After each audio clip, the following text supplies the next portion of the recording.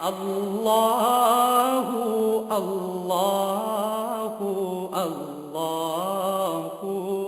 ایک صاحب نے یہ سوال کیا ہے کہ جو لوگ موبائل میں گانے اور فلمیں ڈالنے کا کاروبار کرتے ہیں ان کی کمائی حلال ہے یا نہیں؟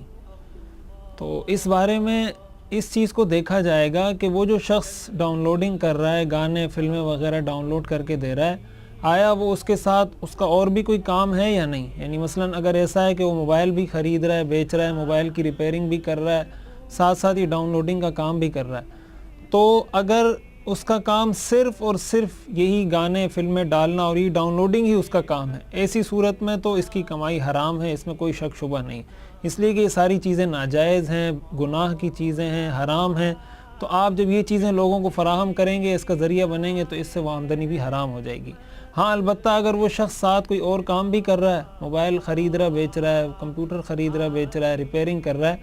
تو اس سے ہونے والی آمدنی تو حلال ہوگی اور اس ذریعے سے حاصل ہونے والی آمدنی حرام ہوگی۔ تو اس صورت میں یہ نہیں کہا جائے گا کہ اس کی ٹوٹل اور کل آمدنی حرام ہے، بلکہ اس کو پرسنٹیج وائز تقسیم کیا جائے گا کہ کتنا اس نے موبائل کی ریپیئرنگ سے کمایا ہے، کتنا اس نے ڈاؤنلوڈنگ سے کمایا۔ تو ڈاؤنلوڈنگ جو غلط چیزیں، فلمیں، ڈرامے، اس طرح کی چیزیں جو ڈاؤنلوڈ کی ہیں، اس سے ہونے والی کمائی تو حرام ہوگی، اور جو صحیح طریقے سے کمایا گیا وہ کمائی اس کی حلال ہوگی۔